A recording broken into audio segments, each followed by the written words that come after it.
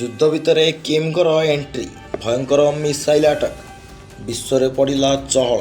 ଜାଣନ୍ତୁ ସମ୍ପୂର୍ଣ୍ଣ ସତ୍ୟ ଅପଡେଟ୍ ଏବଂ ସମସ୍ତ ସତ୍ୟ ଖବର ସହିତ ଜଡ଼ିତ ରହିବା ପାଇଁ ଏହି ଚ୍ୟାନେଲ୍ ସହିତ ନିଶ୍ଚିତ ଭାବରେ ଆପଣମାନେ ଯୋଡ଼ି ହୋଇଯାଆନ୍ତୁ।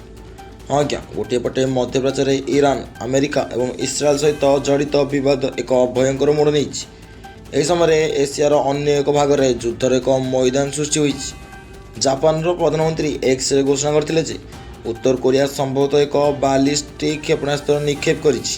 ପ୍ରାଥମିକ ରିପୋର୍ଟ ଅନୁଯାୟୀ କ୍ଷେପଣାସ୍ତ୍ରଟି ଜାପାନ ସାଗର ଆଡ଼କୁ ନିକ୍ଷେପ କରାଯାଇଥିଲା। ଏହା ଉଲ୍ଲେଖନୀୟ ଯେ ଆମେରିକା ପୂର୍ବରୁ ଦକ୍ଷିଣ କୋରିଆରେ ଅବସ୍ଥିତ ବାୟୁ ପ୍ରତିରକ୍ଷା ପ୍ରଣାଳୀକୁ ମଧ୍ୟପ୍ରାଚ୍ୟରେ ପୁନଃନିଯୁକ୍ତି କରିଥିଲା, ଯାହା ମୂଳତଃ ଇରାନୀ କ୍ଷେପଣାସ୍ତ୍ରକୁ ଅଟକାଇବା ପାଇଁ ଉଦ୍ଦିଷ୍ଟ ଥିଲା।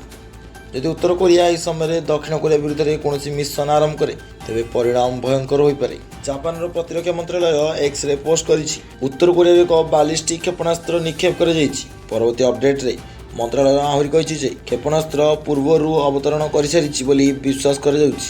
ଉତ୍ତର କୋରିଆ ଦ୍ୱାରା ଏହି ଉତ୍କ୍ଷେପଣ ସୋମବାର ଦକ୍ଷିଣ କୋରିଆ ଏବଂ ଆମେରିକା ସେମାନଙ୍କର ବାର୍ଷିକ ଫ୍ରିଡମ୍ ସିଲ୍ଡ ଅଭ୍ୟାସ ଆରମ୍ଭ କରିବା ସମୟରେ ହୋଇଥିଲା। ଏହି ଅଭ୍ୟାସଗୁଡ଼ିକ 11 ଦିନ ଧରି ଚାଲିବାକୁ ସ୍ଥିର କରାଯାଇଥିଲା।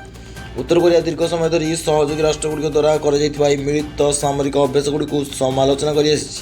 ଏଗୁଡ଼ିକୁ ଆକ୍ରମଣ ପାଇଁ ପ୍ରସ୍ତୁତି ଭାବରେ ଦର୍ଶାଯାଇଛି। ତଥାପି ସିଓଲ ଏବଂ ୱାଶିଂଟନ କହିଛନ୍ତି ଯେ ଏହି ଅଭ୍ୟାସଗୁଡ଼ିକ ସମ୍ପୂର୍ଣ୍ଣ ଭାବରେ ପ୍ରତିରକ୍ଷାମୂଳକ।